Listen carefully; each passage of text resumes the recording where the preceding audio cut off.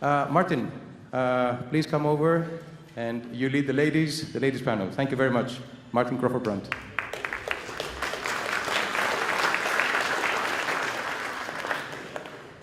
I'd like to invite my fellow panelists to please come and join me on the stage.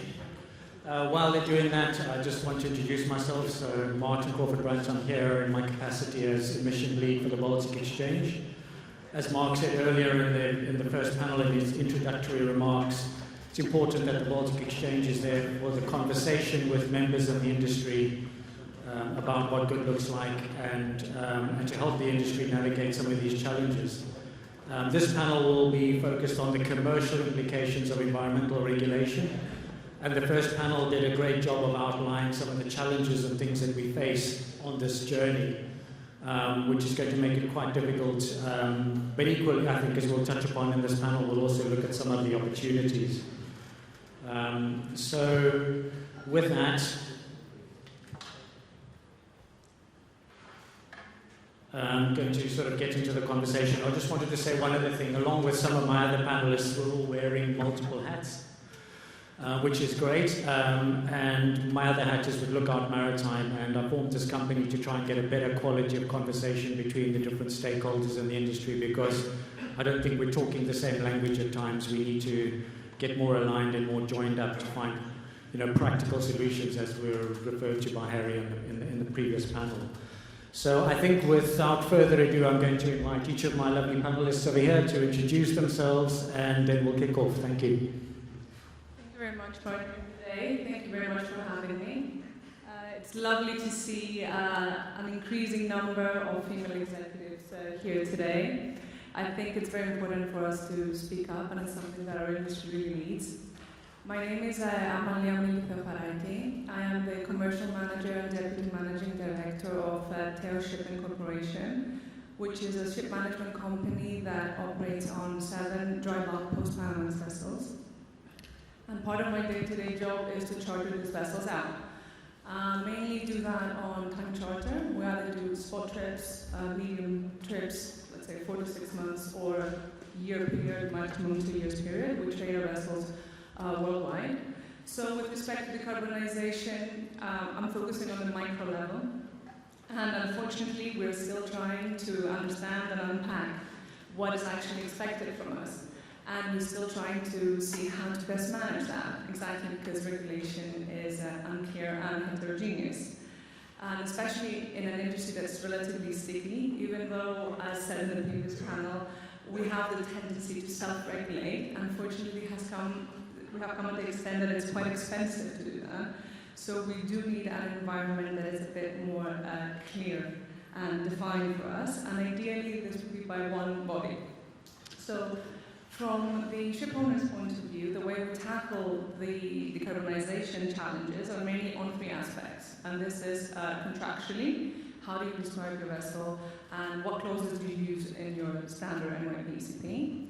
Operationally, so how do you best optimize your each voyage, and how do you do this as an owner? And then technically, what do you do on your vessel, assuming that we're talking about vessels that are already in the water? What do you do in order to ameliorate the performance of your vessel and make her less pollutant? How do you retrofit, and how do you do that? What ESG devices do you use? How much do they cost, and do they actually work? So owners need to be proactive and research according to the vessel debt rate, design, and age, and according to the trading patterns of the vessel. I think you make a great point. It's contractual, technical, and operational.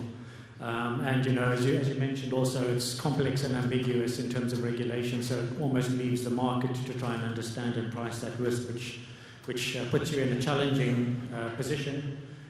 So thank you for your introductory comments. Please. Thank you, Martin. Hi, hello. My name is Fotini Mega. I'm a partner, an assurance partner with Ernst & Young. I have been working with your good shipping industry for more than 16 years now. And to be honest, it's a kind of paradox that I am in this ESG panel, because I'm doing financial reporting on traditional and typical financial statements. So initial public offerings, follow-on offerings on financial numbers, and I have never been asked to be part of a panel, and now I'm here to talk about ESG and corporate reporting standards and sustainability and what is the future around this, which is a very interesting point, and it's a point that globally Ernst & Young and all the big four global consulting firms have been investing heavily.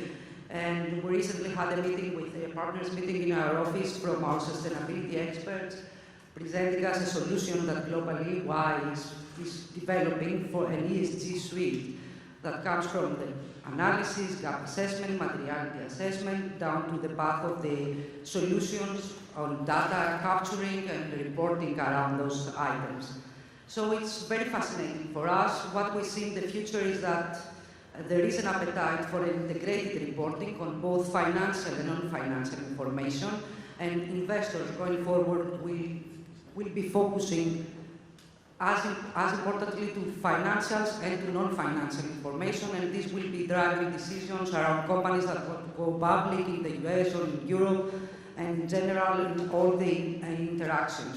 One of the points that I guess we will be discussing later on is how the whole ESG matter will affect the whole cluster, the supply chain around Scope 3 emissions, and how other industries and their EGS needs for EGS reporting will also affect in shipping.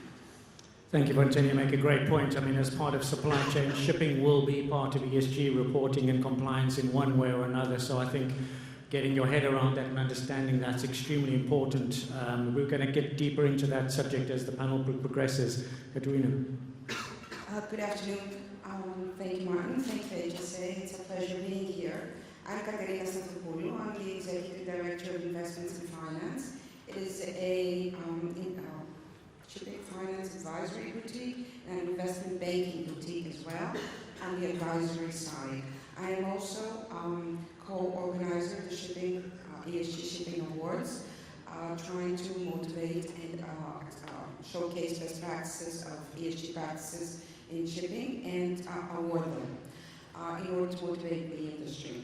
What I would like to say from the shipping finance side, as my basic hat is shipping finance and ESG is greatly tied into shipping finance, is that the considerations to raise money today have switched perspective. We can discuss this a little bit further in detail, but what I would like to say as a headline is that the basics say shipping is a capital-intensive industry and human capital, of course, let's not forget that. I would like to add that transparency, sustainability, ESG reporting are now the three key important factors for raising money. And if you allow me a Greek phrase, lefta υπάρχουν, money is out there to be given to shipping investments, but they come at a cost, and it's relatively high today. They come at very specific conditions, more stringent than they used to be, okay? And transparency, financial reporting, and non-financial reporting puts that into play. And we are focusing more on the assets and the trade than before. So we'll discuss more on that.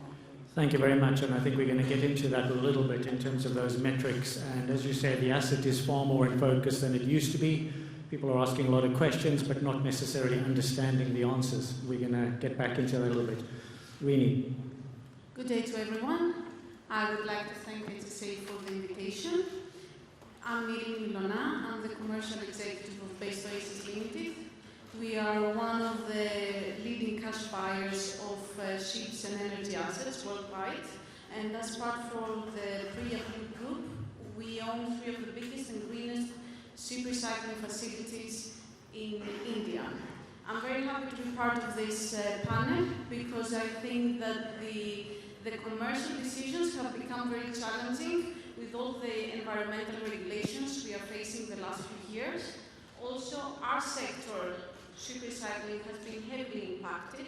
It has created a lot of confusion to the owners of what they should do, which regulation they should follow many times. So it's nice to explore this subject today. With the very recent ratification of HKC from Bangladesh and Liberia, and the EU list of approved yards that needs to be adapted. I think we are in a turning point, not only for the ship recycling, but generally for shipping, as it's going to affect a lot of sectors. Thank you, and of course we're going to get into that a bit deeper. So Alexandra, over to you, please.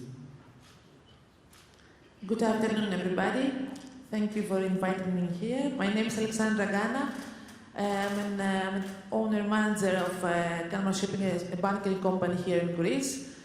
Besides, I'm a member of the board of directors of ENMA, Short Sea Shipping Association, a field that I believe that is going to be affected in a very hard way during the next years after all these regulations.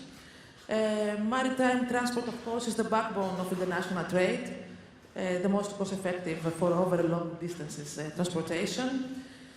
But even as companies around the world continue to struggle with the effects of pandemic and the Ukrainian war, there is another problem arising that we have to face, is overregulation of shipping, especially of short sea shipping, and this is what I'm going to analyze furthermore. The implication, of course, is it's going to be a change as to where goods are sourced. Lower volume trade lanes will see less frequent and higher cost-effective transportation, and companies, of course, which trade within Europe should plan for higher costs. That's all I have in mind. We're going to discuss furthermore. Thank you. Thank you. Great introduction. And as we heard on the first panel as well today, I mean, things like the EU ETS might distort trade patterns and trade flows. If you think about ship-to-ship transfers on tankers, for example, you know, they haven't really been conceived as part of the regulation. But we're going to come back to that fantastic point, and of course, you know, we're going to obviously touch a bit on EU ETS, which is going to be so impactful, particularly for short sea shipping in Europe. So we'll come back to that. So Maria, over to you for your introductory comments, please.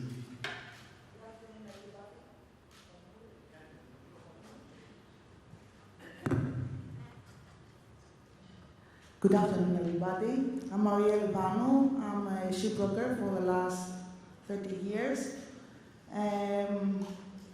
Without doubt, the main discussion in our industry during the last years, even prior to the COVID pandemic, was the European Union's decision to cut emissions to zero by 2050. The new environmental regulations introduced are making technical, operational, and commercial decisions challenging for a ship owner. It was though back in 2018 when China first introduced the requirements of Tier 2 engines for domestic trade in order to tackle the heavy environmental local conditions. In today's S&P market, one of the first questions asked by today's international buyers of second-hand tonnage is to know which tier the main engine and the auxiliaries have.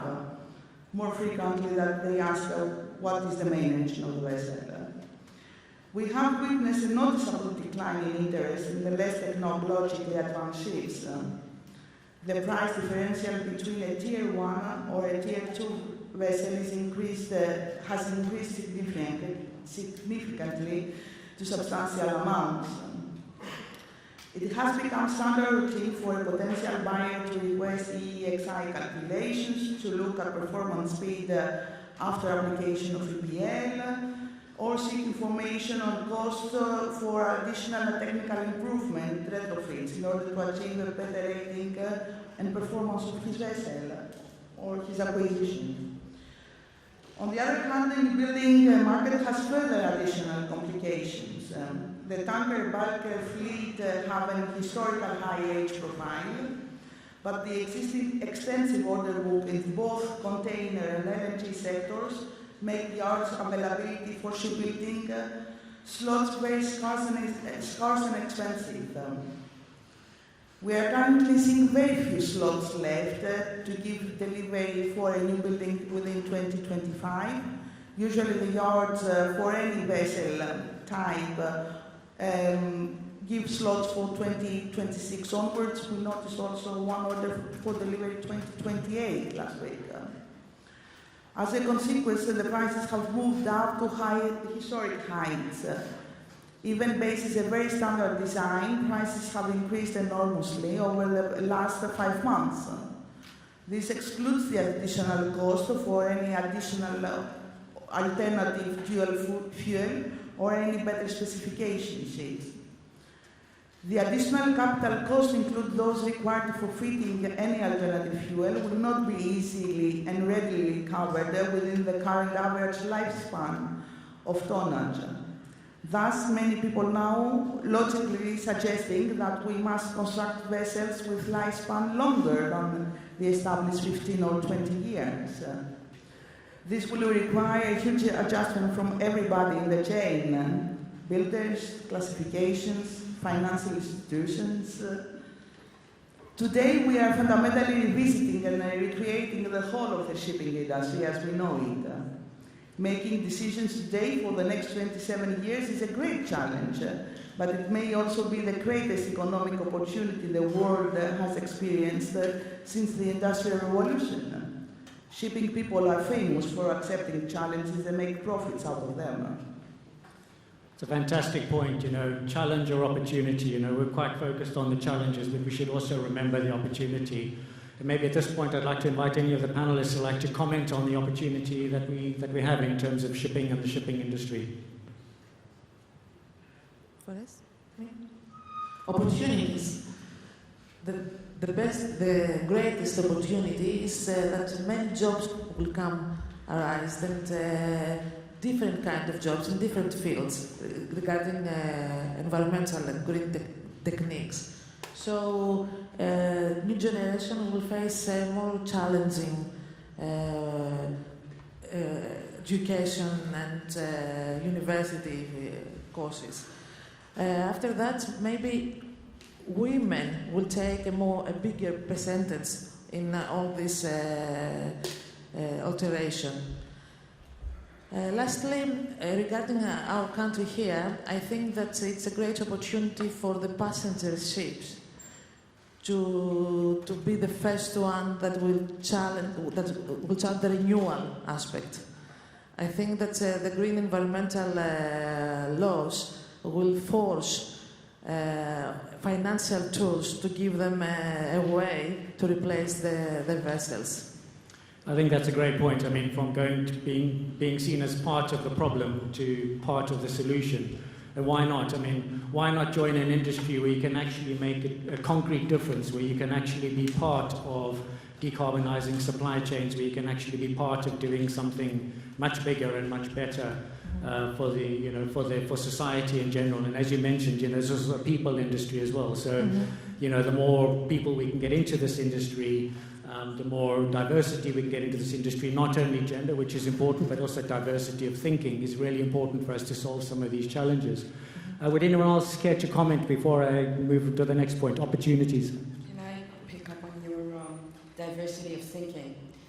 One of the challenges we face, and when we talk about diversity, it's not just gender diversity. We need to understand that because the argument all these years was women and men, and there have been laws to rectify that, which if you need to do it, you need to hire the right people for the right skills and do not look at age or gender. But thinking diversity is what is actually and basically needed, because I like to usually say that you can't solve a problem with the same thinking that created it. And if at a board level there is an issue, the more diverse populated the board is, from women, from different nationalities, from different schools of thought, the better the results that will come out of that. So diversity, and shipping is a diverse industry, and I think as a financier, I'd like to use the expression, we are naturally hedged, okay? We have people and skills that are international with a diverse and broad base of thinking, of cultures, of ideas, and we need to be able to take advantage of that. We do that on our ships, we can do that at our offices as well. So diversity in decision-making levels, I think is key in not just women or men. So coming back to the one hat that you wear, which is the ESG awards, obviously you've had your first successful awards, but one of the things you mentioned was that you didn't award a category in diversity. Could you share your reasons for not awarding, making an award in that category? Thank you. Actually, we have 13 award categories, and as this was our first award ceremony, when we launched, we were really interested to see how many nominations will come forward under each category. And we have over 200 nominations, and we gave out 11 out of 13 awards. One of the categories that did not come forward was the diversity and inclusion.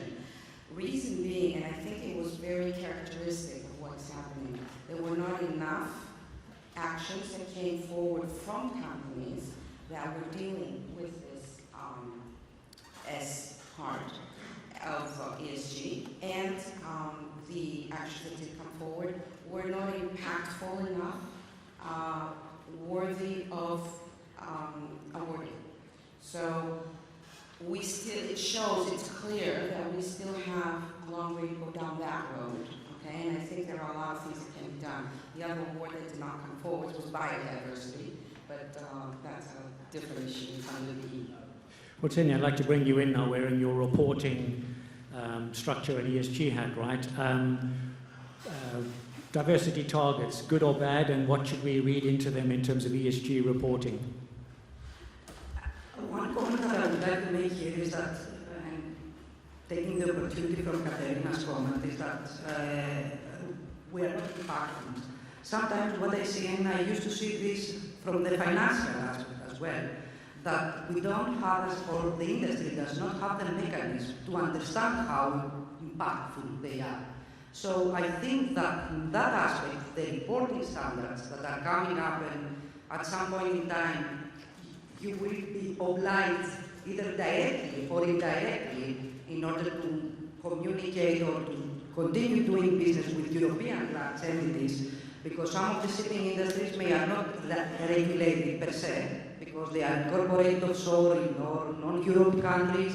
In the US, we see a slowdown around ESG. So it might be the case that you are not regulatory driven, but you might be driven to comply with the ESG requirements in order to continue to do business with European big charters, etc., etc. So there, I see an opportunity for the ESG reporting. Each entity, each company, to understand where they stand for, because oftentimes we see that we say, we are not impactful, but we are. We don't have the mechanism to measure how impactful we are in certain aspects. I think that's one of the important things you're saying. You know, the metrics might not be perfect, they might be very complicated, but really the market is beginning to ask for that. So as previous chief executive of RightShip, I've dealt with 62 different charterers, and if you wanted to be a preferred supplier to one of the big cargo interests, you need to start thinking about that kind of reporting. So whether it comes as a regulation or not, you know, and because everything's going to get sort of pulled into supply chain reporting, look at recent regulation in Germany, for instance.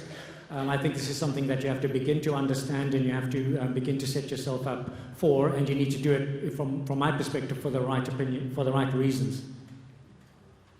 Just a question of that just came through. How would you measure the impact of a vessel that has an all-female crew or a mixed crew? And would, for example, be a case like that normally one of those categories you mentioned before? It's a very good question, and I really hope that Elena Tsoutsaki would be here, because she's my ESG expert on the ESG Shipping Awards, and the judges would be. I understand that there are KPIs of how you would measure that, but I can look into it and come back to you. I think one of the things you have to try and understand is the culture on board the ship, right? And if having diverse people on the ship improves the culture, then you can have a safer ship and one that's more operationally reliable. You would probably, just thinking out loud, you would also probably be able to benchmark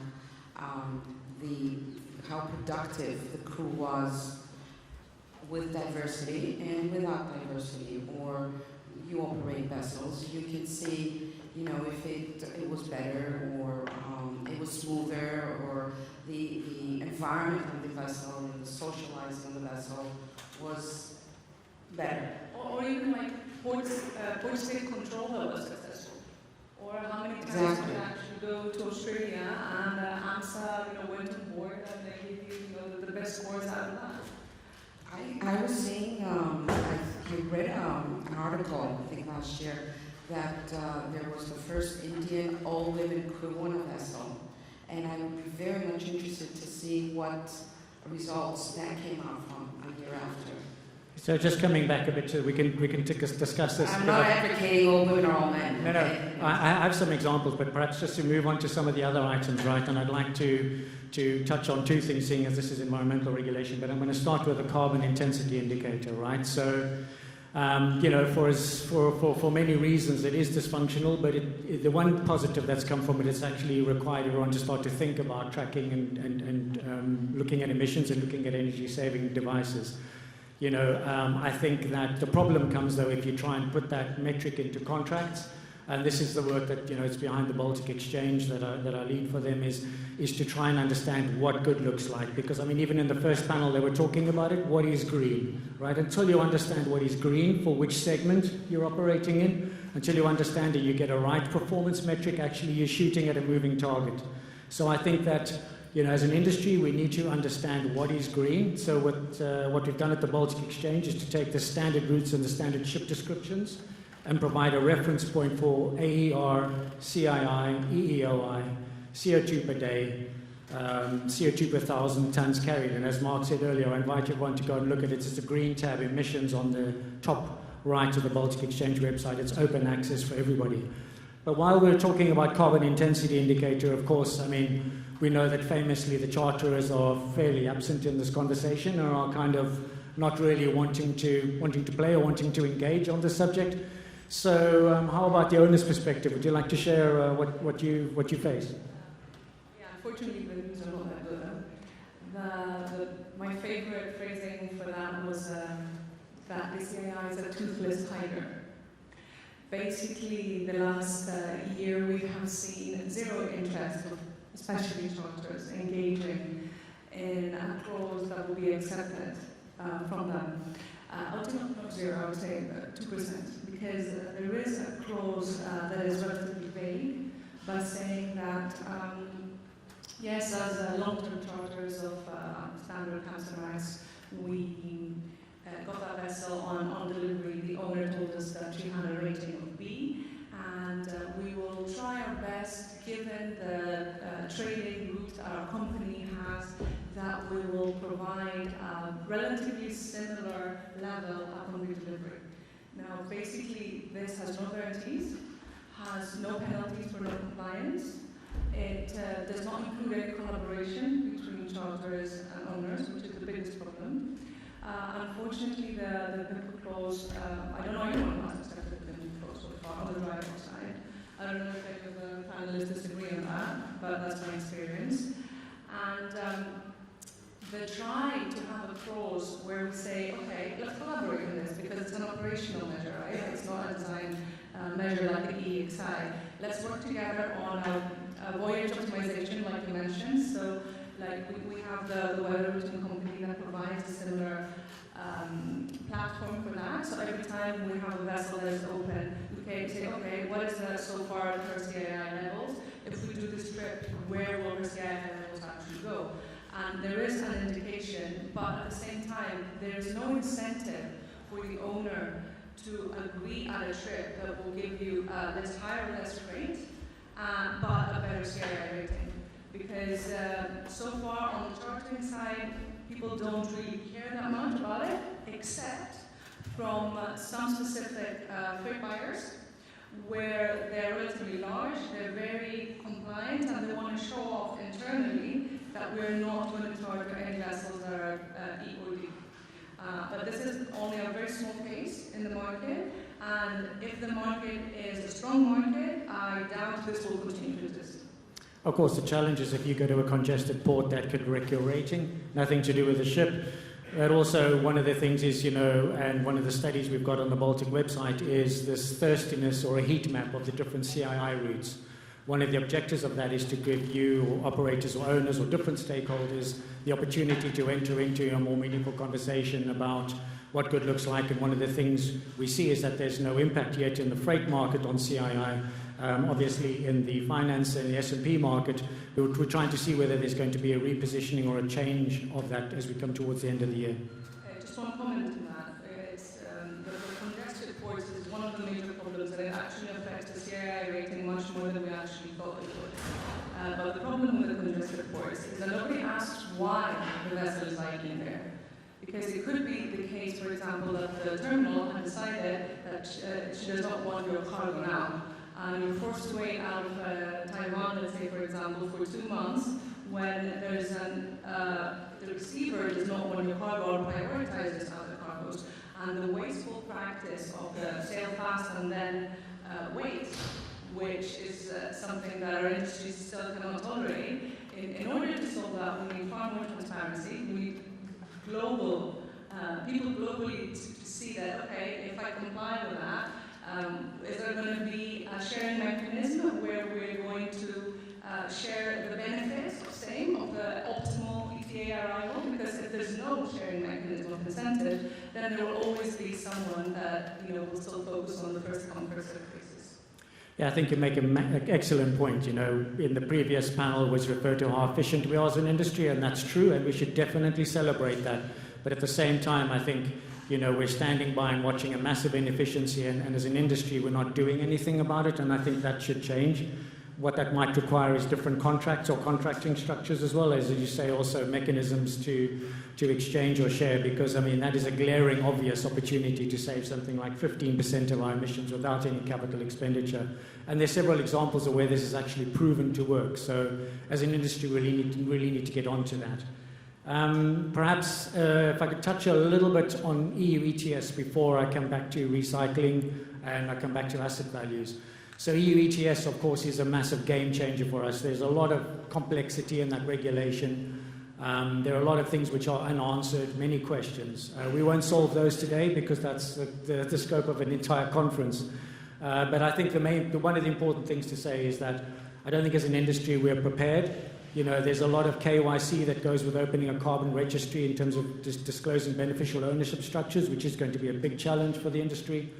Other challenges include that it's connected to the whole fleet, not individual ships.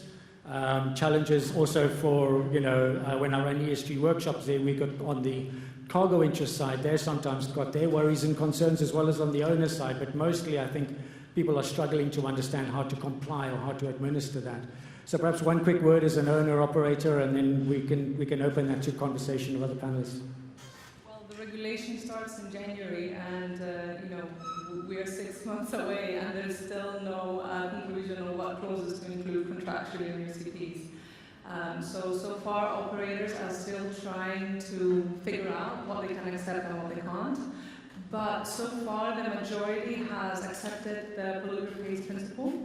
So so far the structure is that the owner will be responsible for measuring, monitoring the emissions allowances, and then sending them to an independent verifier.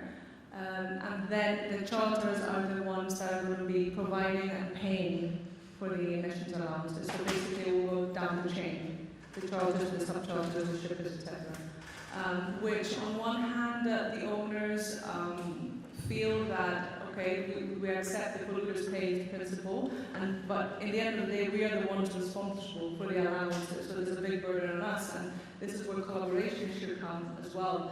For example, if you fix with a charter that you don't necessarily trust that they're going to pay their allowances, then it's up to you who has the burden as a ship management company to pay for those allowances. So there have been introduction of potential escrow accounts that could be used beneficially for both and increase trust, as well as, implication on the market. A lot of owners are hesitating to actually go and trade for business in the Atlantic. So they will not actually invest, ballasting a vessel from India to do a East Coast South America TA and then keep the vessel trading in the Atlantic until they know what the exact process is and what is expected from them, even though the allowances will be provided and paid from the charter. So this could probably create a market fragmentation in the next months to come. Yeah, we've got a number of members from the Baltic Freight panel over here, and actually we'll be watching that quite carefully. Any comments on EU ETS and some of the challenges? Again, we won't solve it here, but ETS before we move on to the next subject. Actually, that shipping companies would have to improve ship's grade. They have to find ways to improve a ship's grade so they can meet the regulation. Do you want to analyze it now for improvement? Are you talking about CII? Yeah, sure. Fuels choice is challenging because not many fuels have the necessary energy density. We can see that biomethanol is a kind of fuel that is used, LNG. A key dependency is how fast suppliers can scale up production of the massive quantities of fuel that will be needed. Originally, it was thought that LNG would have a significant advantage over the near term because it's already available in many geographical areas. But it's easier to handle than methanol and ammonia. But the prices of LNG showed that this would be a problem in the future, especially after Russian supplies due to the Ukrainian war became significantly altered. So, another way is the change how a ship is operated. This option is the last expensive way many existing ships in compliance because the carbon intensity measure is tied to how much weight is moved per unit of distance. Largest vessels sailing long routes with fewer port calls will earn higher grades than smaller ships making lots of port calls. Newer and larger ships then, even not completely full, will score better than smaller ones. And that's a great problem for short sea shipping. Ships can slow steam to reduce fuel consumption and hence emission, but this also reduces the annual cargo hauling capacity. Ship operators have been reducing speeds for the last decade, but only 2% annual improvement mandate means this technique will not eventually reach its practical limit. Ports and trade lanes cannot support high volumes, and that means that may see less frequent service or the elimination of service. It will be progressively harder to serve them and remain compliant. So, lastly, we will need some technical refinements.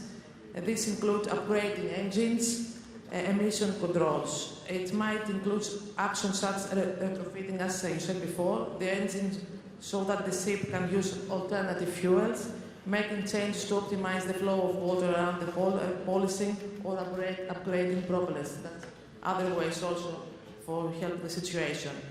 These changes will be expensive, of course, and I don't know the way that shipping industry will face all this.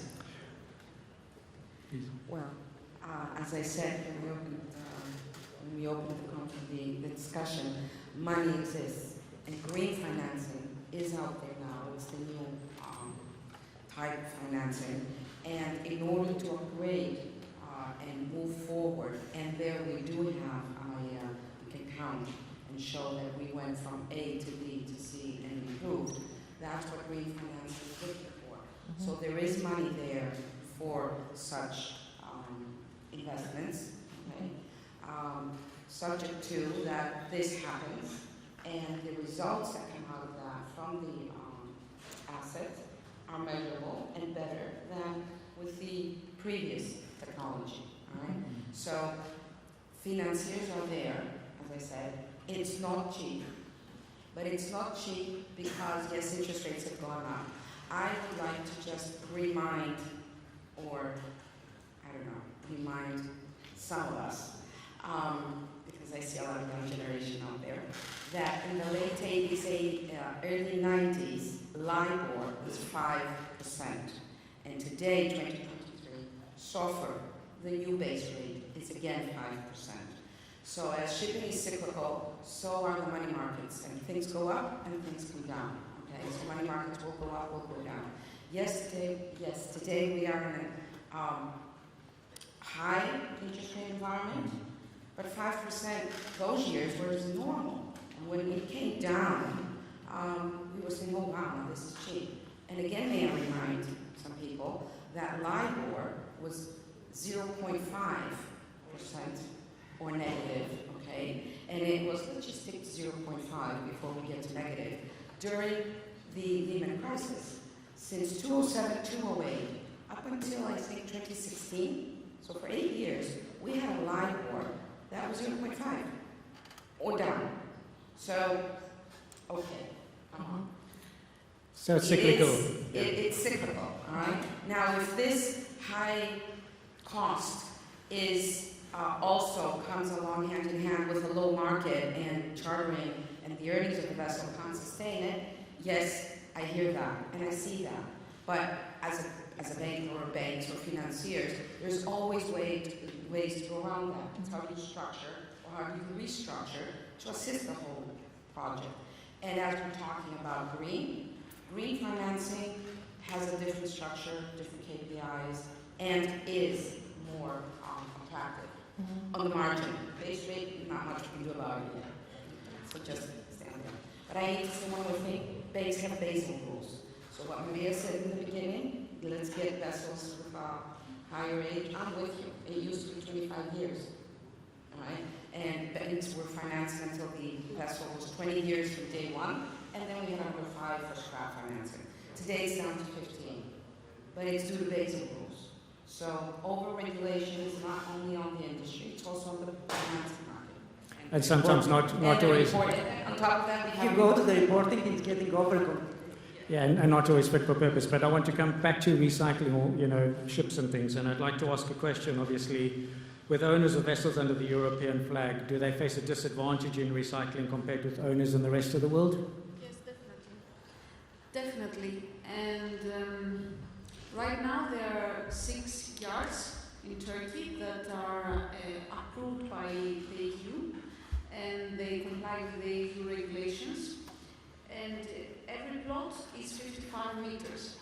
This practically means that no more than 10 vessels, 10 medium-sized vessels, can be recycled simultaneously in Turkey. I'm mentioning only Turkey because the other EU-approved yards are much less competitive in price. So there are cases that a ship owner would have to even pay in order for the vessel to be recycled. Or best case scenario to take like $80 to $100 per long ton of the light weight of the vessel.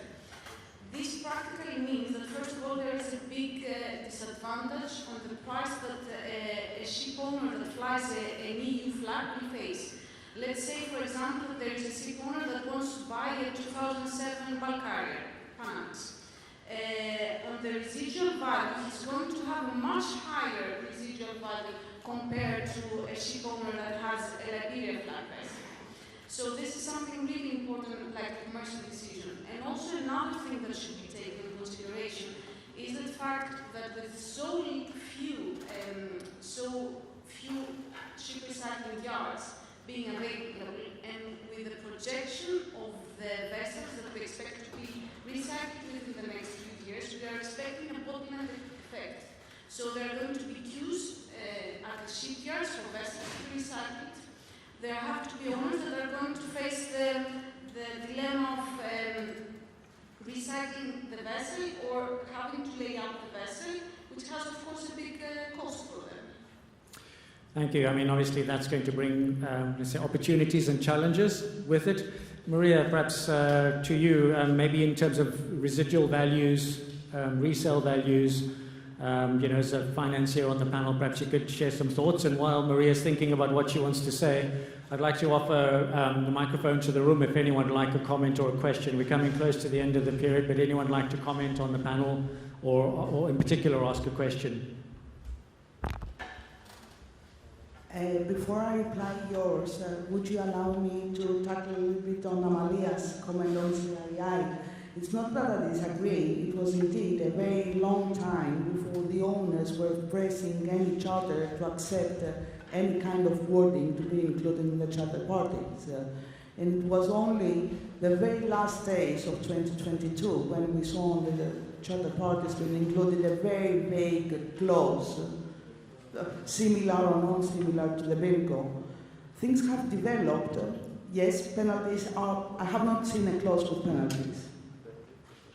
There is no. Please do share. Yeah, Please do share. everything is will be discussed. We are friends. We'll find a way. We'll cooperate. I don't know how that will develop. Most probably, the lawyers will tell us how nicely things will be found between the owners and the charters. We don't have an arbitrator on this panel. We don't but we might need one. I mean, I know that there are some cases where in North Europe where actually, you know, this has been worked out successfully, and there's a cost sharing, but only if you've got very close relationships with them. This tends to be in short sea where the charterer is well known, and more in an industrial base than another cargo interest. But perhaps a question from the floor.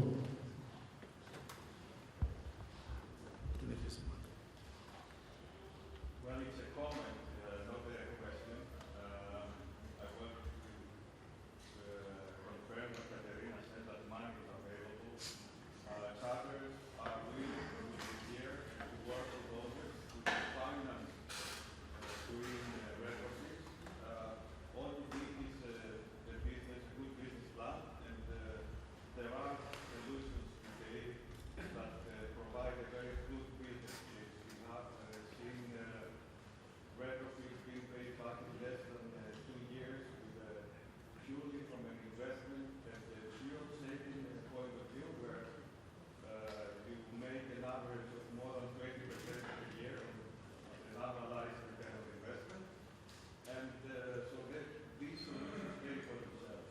And of course, the best and greenest fuel, the cheapest, is the one you don't use. Very good point. I mean, you know, and I think the other thing is coming back to some of the challenges with CII is understand what green means for your business and get an appropriate metric to put into your contracts. I mean, we've seen after the work done by the Baltic that a lot of charterers have started to put things in. If you're on a round voyage, you might do CO2 per 1,000 tons.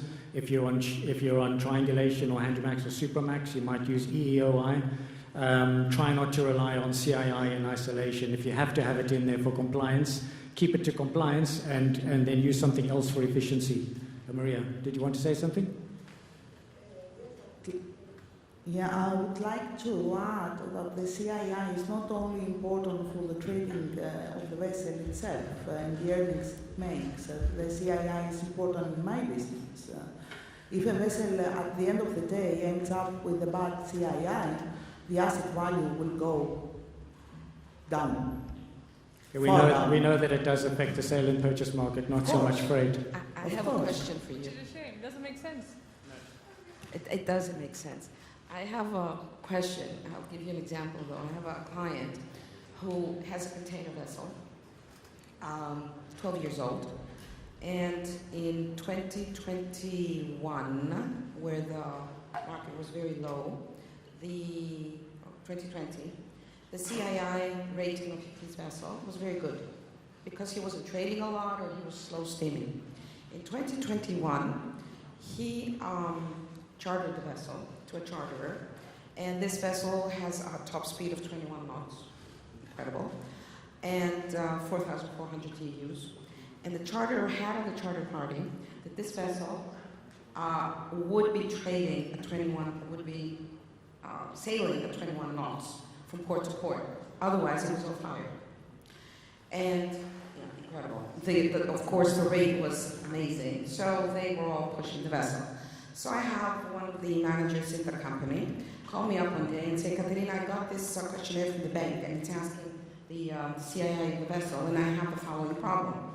I said, yeah, tell me. Well, my CII in 2020 was very good. For 2021, this was 2022 now, we have to report for 21. The CII is 2 grades lower. I said, how did that happen? He said, well, I'm being forced to trade at 21 knots. And we were, I don't know, very high weather, bad weather, and I was still trading at 21 knots. And yes, congratulations to everybody, the vessel survived, and so did the crew, but the CII was terrible. So for that year, that vessel had a very bad CII. So if you wanted to, and it was all due to the charterer, by the way, okay? So what happens if you wanted to sell that vessel? Actually, delivered on 2 days ago, I delivered a container vessel. We had to draw in a day with a time charter attached. we had to draw an addendum of 15 pages saying exactly what you said, that the vessel will be forced occasionally due to 21 knots. In my case, it was 25, but only occasionally in order the charters to, for the rest of the trade, the vessel should change speed. And eventually it was a kind of inclination towards that the charters may try eventually to keep the vessel within some certain CII limits.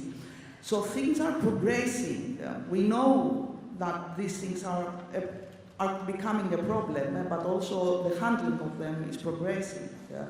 If we couldn't do this addendum, there would have been no sail for me. Obviously, this wasn't done in 2021 when he did his charter party. But, and by the way, this was a U.S. charter. Katerina, just a note on that. Unfortunately, what the vessel will probably do if she wants to be sold is to ballast, sail for 1-2 months, no employment, no cargo on board, increase her CII rating, and then get $500,000 more. Yeah, so that's what. He just paid out of his pocket to me. Yeah, so that's what I call putting the Fitbit on the dog, right? The big problem is that CII is not technical, or it's not only operational, or only technical, or only commercial. It's everything. And the bank just takes a number and ticks a box. So that's what I told the guy. I said, just write the number. Many numbers, actually. I'm going to be, don't worry about it. Just write the number. I mean, it will be tick the box until everyone understands. I mean, we have to draw a close to this panel. Thank you very much. Time's flown by. I have a question. Is there a question? Yeah, that's good morning. It's Nicholas Barroso from TAC. I heard box, and I wanted to quote my friend George Lampis here, who in a conference actually 3 years ago said that the future of finance may be a black box. So now, today's artificial intelligence may like to ask the panel whether in the future this is really a threat for the physical and financial business due to AI. So I'll offer a bit of a question. I'll offer a perspective from data quality and data veracity perspective, right? The physical financing not becoming like today, paying French people, but getting good boxes. I mean, yeah. The financing is the decision maker, the risk assessment department, the credit department. So, Nico, what are you asking? If the people sitting in the credit risk department will disappear, and a computer will do it? Well, I hope it's not in my lifetime. I can't say yes or no. I think there's some problems with the quality of data. So these tools and AI and everything that's discussed is not really mature enough to run reliably, and I think you still have to have people assessing that information. We're going to have to end up with any last comments from panelists or any closing remarks, please. From my side, what I'm hearing is that it's similar to many of the businesses that we are doing as consultants and advisors. There is uncertainty in the future, but shipping has demonstrated that by nature and by design is a volatile industry, so and adaptable. So versatility is everything here. I think that from a corporate strategy and governance, which is a part of the ESG that we didn't touch upon, the strategy and the governance, which is the first thing, honestly, that we need to be looking, is how you will adapt in all the possible scenarios that we can see here. Adaptability is key, and with that, I think we break for lunch. Thank you. Thank you. Thank you. Thank you very much, Martin, very much for the very nice panel that you moderated. Just to add on the CII something, which is a practical example. A bunkering vessel, do you know what CII rating it has, and it probably will have for the rest of its life unless CII is revised? E only. That's it, forever. Because it's actually a dog that runs behind its tail, doing practically what it has to do in the port all the time, and it's penalized for that. So that immediately shows, is one example that shows that CII should be totally revised. Thank you very much, everybody. Thank you.